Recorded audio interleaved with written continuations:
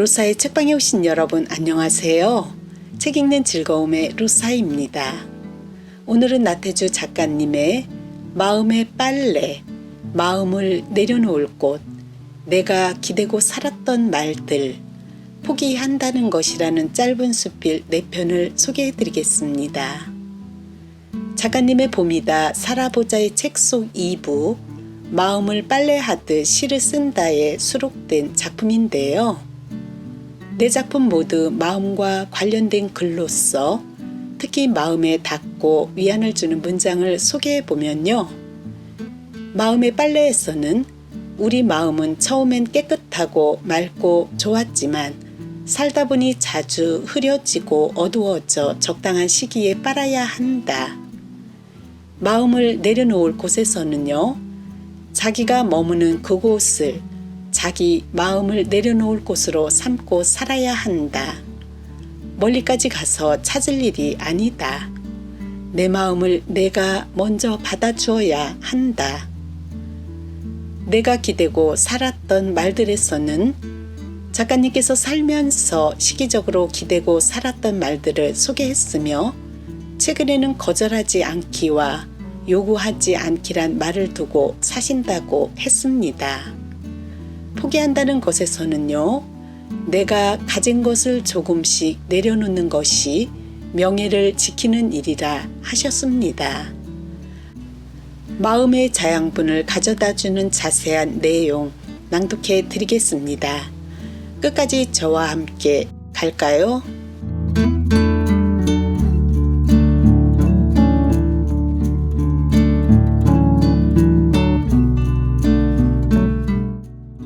마음의 빨래 나태주 현장에 나가 문학 강연을 할 때 나는 일방적으로 하는 강연보다는 독자들과 하는 질의응답을 좋아한다. 그것이야말로 진정한 문학 강연이고 인간 대 인간으로 나누는 소통의 과정이라고 믿기 때문이다. 그럴 때 자주 받는 질문이 있다. 왜 시를 쓰는가? 시가 우리에게 주는 도움은 무엇인가? 그러하다. 마땅히 시를 써야 하는 이유가 있고 시가 우리의 삶에 주는 도움이 있어야 할 것이다. 그럴 때 나의 대답은 궁해지게 마련이지만 그래도 답을 생각해 보아야 한다. 왜 나는 그토록 오래 시를 써왔으며 내가 써온 시는 나에게 어떤 도움이 되었고 또 다른 사람들에게 어떤 도움을 주었는가? 결론부터 말한다면 나는 시를 마음의 빨래라고 생각한다. 우리 마음은 처음엔 깨끗하고 맑고 좋았지만 살다 보니 자주 흐려지고 어두워진다. 그걸 그대로 놔두면 안 된다. 적당한 시기에 빨아야 한다. 마치 더러워진 옷을 빨고 저녁에 집에 돌아와 목욕하듯이 우리 마음도 그렇게 해야 한다. 우리 마음은 걸레와 같습니다. 이렇게 말하면 독자들은 놀라는 표정을 짓는다. 걸레도 처음엔 깨끗했습니다. 우리가 더러운 것을 닦아서 더러워진 것입니다. 우리의 마음도 처음엔 깨끗했지만 우리가 잘못 사용해서 더러워진 것입니다.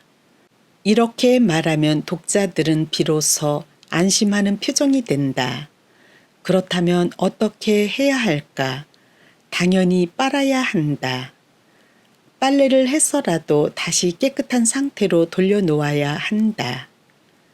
맹자의 말씀 중에 명명덕이란 말씀이 있다. 인간에겐 본래 밝고 선한 마음이 있었으나 힘든 세상을 살다 보니 그 밝은 마음이 자주 어두워지기도 한다. 이것을 다시 밝은 상태로 바꾸어 놓는 것이 바로 명명덕이라는 것이다. 시의 필요성과 효능이 어디에 있을까? 어두운 마음을 다시 밝은 상태로 바꾸고 더럽혀진 마음을 다시 깨끗하게 만드는 방법이 바로 시를 쓰는 일이고 시를 읽는 일이다. 그뿐이 아니다.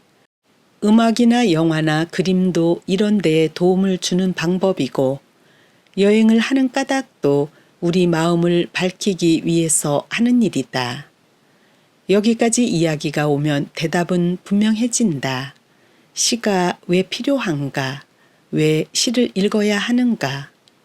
어두워지고 더럽혀진 우리의 마음을 바꾸기 위해서 시가 필요한 것이다. 시는 마음의 빨래다. 독자들은 비로소 고개를 끄덕이며 동의를 해준다. 이 또한 고마운 일이다.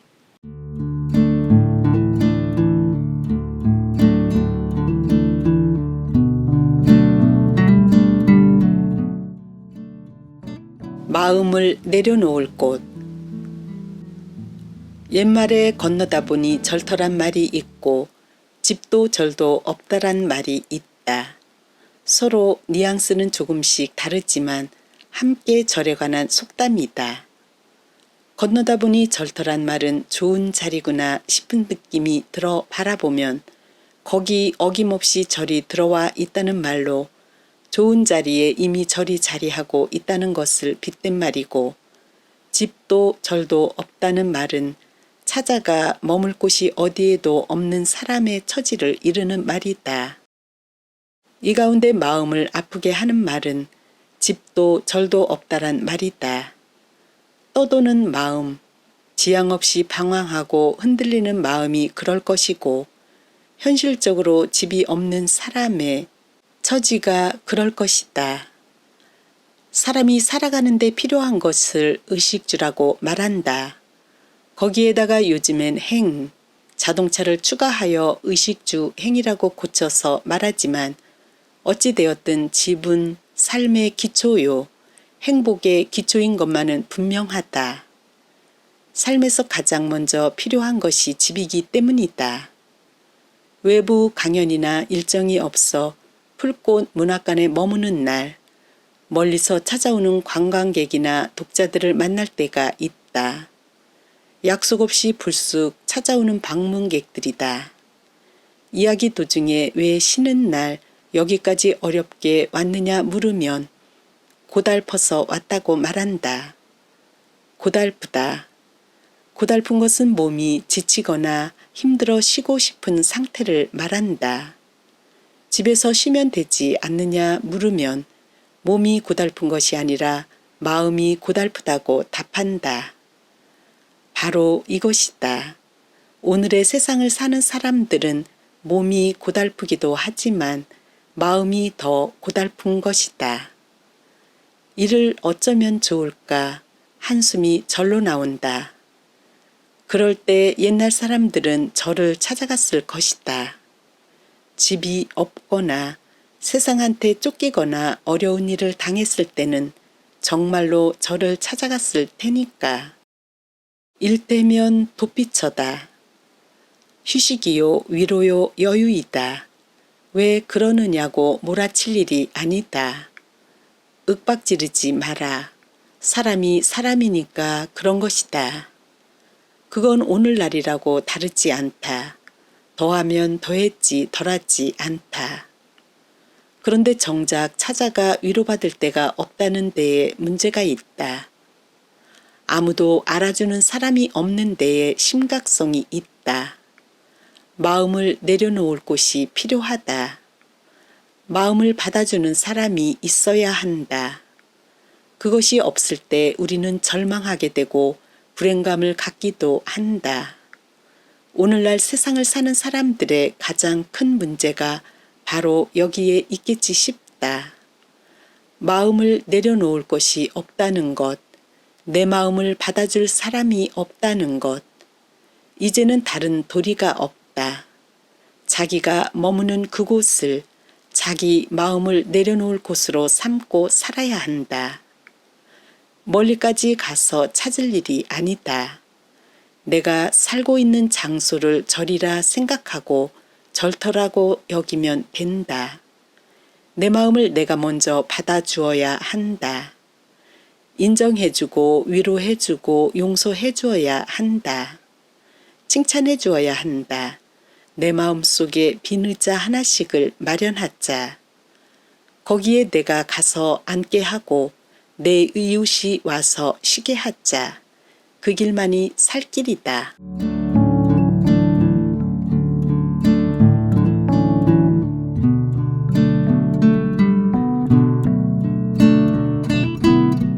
내가 기대고 살았던 말들.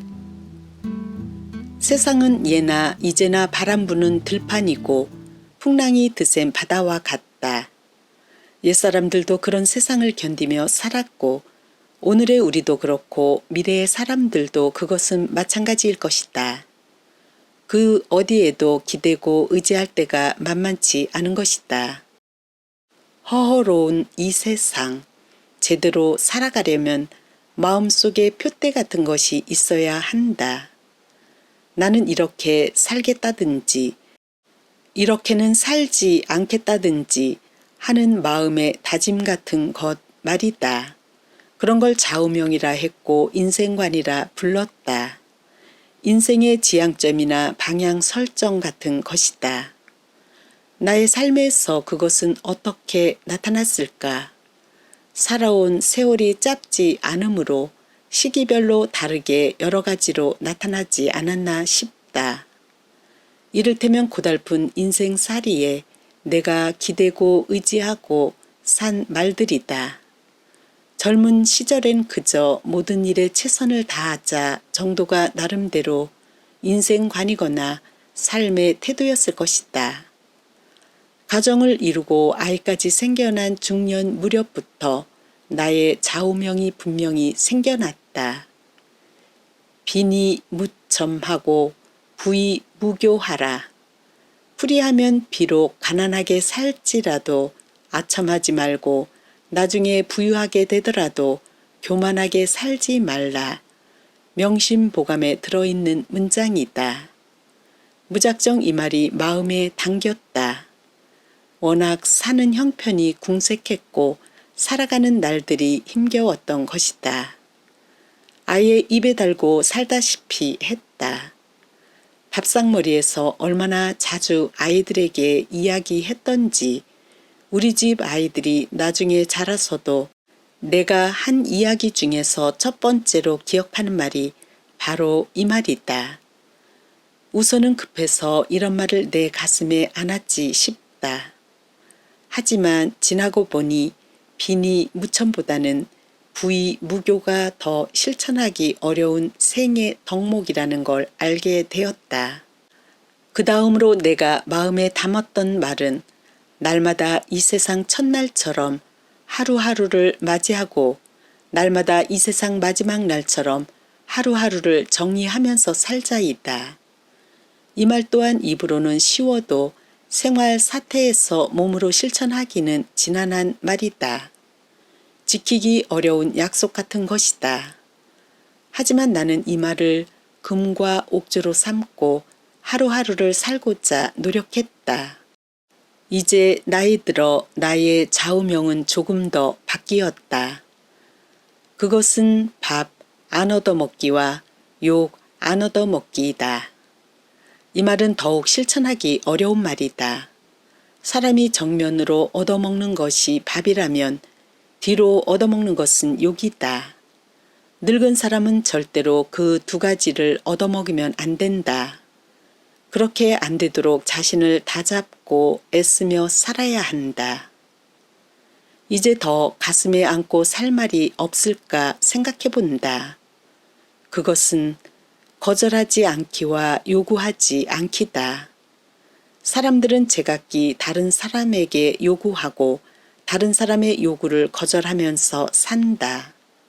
자기 편의로 그러는 것이다. 하지만 이것을 거꾸로 하는 것이 좋겠다는 것이 내 생각이다. 그러할 때 세상이 조금씩 좋은 세상이 되는 게 아닐까. 실천하기는 비록 어렵다 하더라도 남은 생에 나는 그렇게 노력하면서 살고 싶다.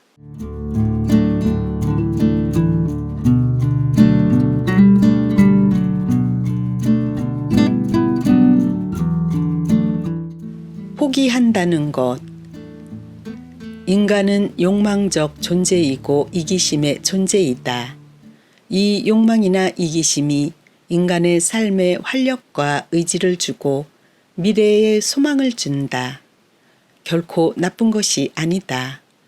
잘 알려진 바와 같이 미국의 심리학자 메슬로 같은 이는 인간의 욕구 단계를 생리적 욕구, 안전의 욕구, 애정과 소속의 욕구, 존경의 욕구, 자아 실현의 욕구 등 5개로 나누어 설명하고 있다.